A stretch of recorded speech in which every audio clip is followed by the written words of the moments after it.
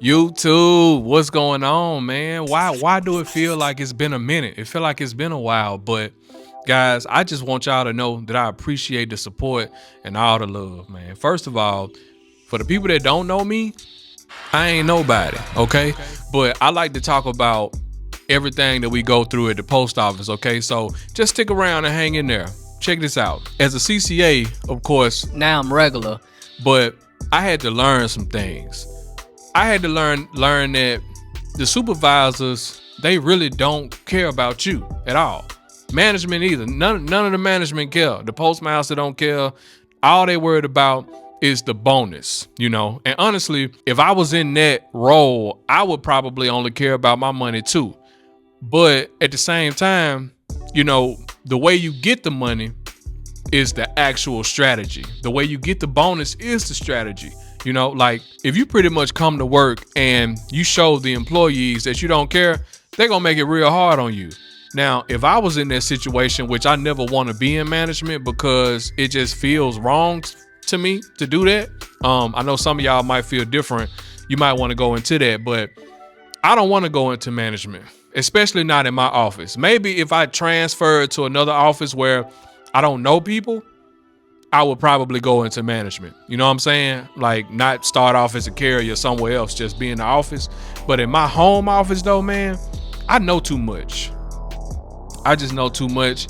And, you know, it would kind of be wrong for me to get on the other side and then look at my coworkers and be like, oh yeah, I know you be, you know, that's why, you know, such and such. I know why you ain't make it back on time. You know, I don't want to be on that side because then I feel like a traitor. You know what I'm saying? But supervisors will lie to you. Okay, they'll lie to you. They'll cheat, do whatever they got to do in order to get their bonuses and to make themselves look good on their telecom. Okay, their phone call or telecom, whatever that they do in the morning time when they have to talk about like when the carrier's going to be back, what the workload look like, blah, blah, blah. That'd be a serious conversation them folks be having. Like I remember my supervisor was on a telecom and she was sweating. I almost finna cry. And I was like, man, what is this guy talking to her about? Like, what is going on? What's going on with these people? But I'm telling y'all, supervisors and postmasters' worst fear is to get on the telecom and they haven't been performing right. It's like they in there getting cussed out. They in there getting life threats, all kind of things. I know because I've seen several postmasters at my office, they quit. It's just too much pressure on them. And the impu in my location, which I'm not going to disclose his name because I don't know, he could be watching. That dude right there got to be hard on them. I've seen him cry, run out the office, quit, everything.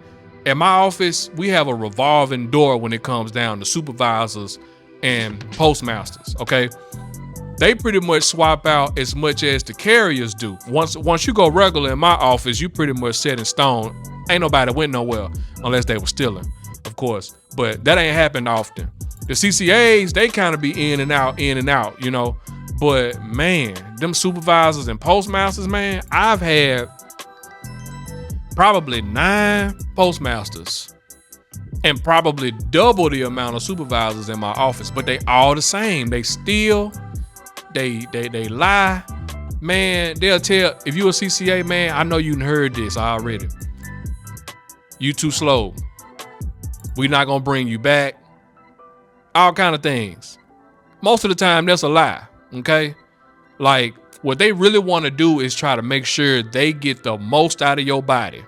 So even if you thought that you was going slow or you wasn't going your best, you wasn't doing your best, they gonna make sure they get the best out of you, period. And they gonna scare you with their job because you're gonna get a few paychecks and they gonna be good. And you're gonna be like, man, I don't wanna lose this job, so I need to step it up. You start missing your lunch breaks, not taking no breaks at all, running. Y'all know how the story go. You don't wanna do that.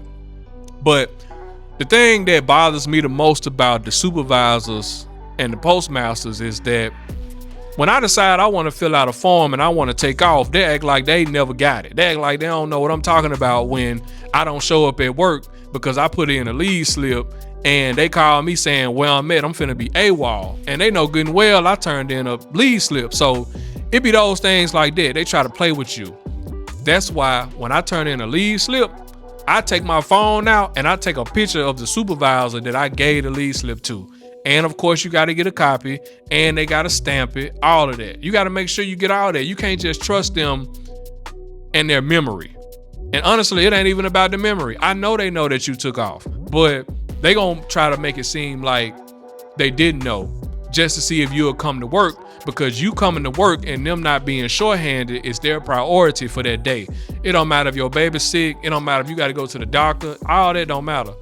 If they can get you to come to work, that's the number one thing they focused on. And on my leave slip, I clicked the little box that say, do not call. Don't call me, you know?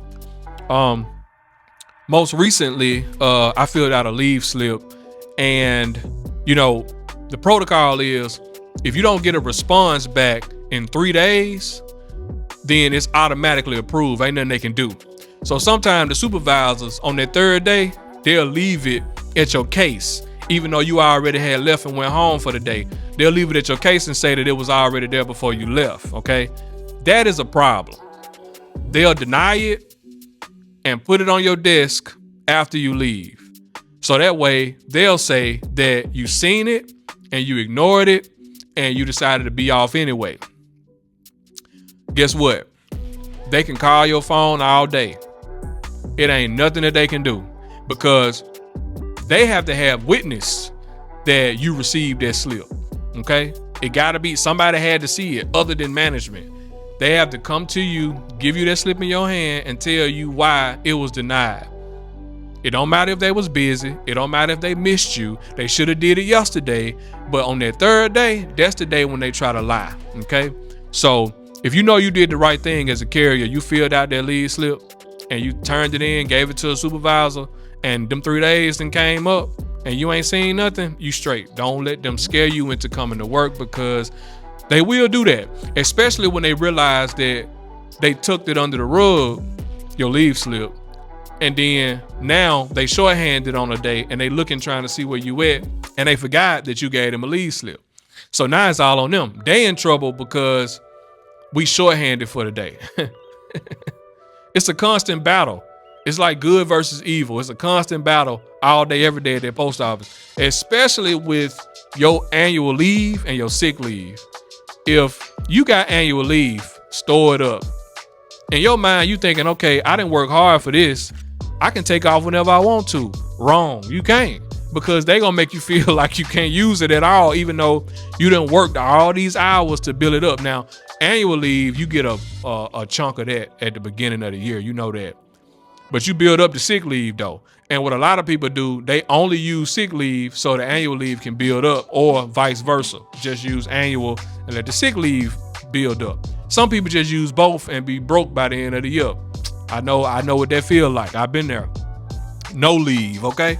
So when it come down to that leave, it's like if you take off for if you call out unscheduled 3 times within like a 90-day period, you start getting write-ups. You know, the letter of warning, 7-day suspension, which don't mean you suspended. You still got to come to work, but you just can't call out for 7 days.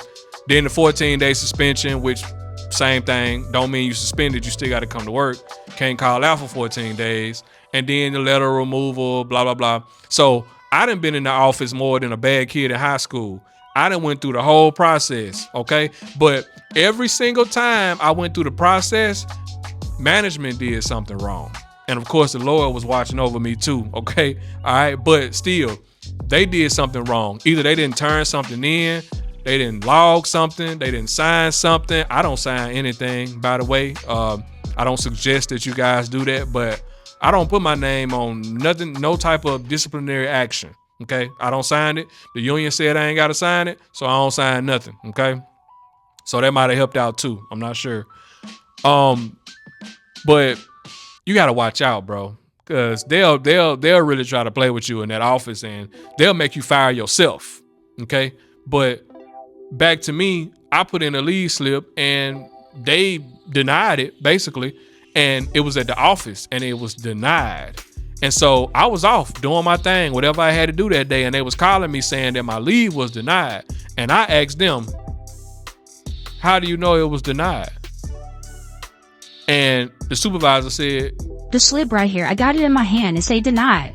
And I said, okay, you got the slip, not me. So I never seen it. And she tried to say I had the opportunity to see it, but I didn't, okay? Because the thing is, I didn't have the slip. She had the slip. So what you want me to do, right? Ain't nothing you can do about that. So I told her, next time, if you want to deny my slip, do it on the first day or the second day. But when that third day come around, if you don't do it that morning before I leave the office, it's a wrap. I'm already calling it a wrap. So if you're a CCA, don't be in there acting like that, okay? Because this is seniority talking right here, But if you're a CCA, you still need to be careful, because they will use things like that against you and say that, you insubordinate or whatever. But as a CCA, I wouldn't recommend using annual leave a whole lot anyway. I would recommend being at work as much as you can to learn the job. Because if you kind of give off that vibe like you don't really want to be there anyway, then, they'll probably go ahead and get rid of you, you got to look like you trying to learn something. And even if you slow, if you come in every time they call you and you there the whole day and you helping other people out the best you can, bro, they ain't finna get rid of you. Ma'am, they not finna get rid of you, okay? It's all about showing them that you want to do the job and you doing your job. If you ain't doing your job, you gonna get fired, okay? Period. So yeah, I just need y'all to watch out for them supervisors, man. Tell me if you had an experience with annual leave, okay? Because I know they hold on to our annual leave like it don't belong to us. And I don't think it's right for them to try to limit how much annual leave we can use when we have annual leave to use, okay? Sick leave too, because I've seen people sick leave get denied because they done called out, 3-4 times in 90 days and sick leave getting denied or whatever. Now a smart person told me, if I'm gonna take off for 3 days at a time, every time, because 3 days is still one call out. You can just call one time or go online and do 3 days straight. That only counts as one call out. Okay. Don't do 3 separate call outs. Now it just depends on what you got going on. So for instance, if you got something you got to do, you need to be off. It would not be wise for you to take off. Just call out and take off for 1 day. That wouldn't be wise, because if something happened next month and it require you to take off, you'll be doing the same thing. So get all your business done in 3 days, basically. Don't try to stretch it out and be like, okay, I don't want to take too much time, so I'm gonna just do this week, I'm gonna call out, then next month I'm gonna call out. Don't do that. Just go and do 3 every time. You'll get more time off. And of course your leave is gonna start running away though, okay? But I found it helpful for me to just call out for 3 days whenever I need to call out for anything. I can get a lot of stuff done in 3 days, like make these videos for y'all.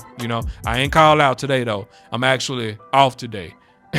But anyway, guys, I just wanted to run something quick by y'all because it was on my mind. The supervisors and the annual leave, man, they kill me with that, man. They be acting like it's theirs, but, be smart about what you do. Don't fire yourself, because they will make you feel like not coming back to work. And then you'll be fired AWOL and it had nothing to do with them. That's what they would say. Don't let them fire you, all right? Don't fire yourself. Stay with it.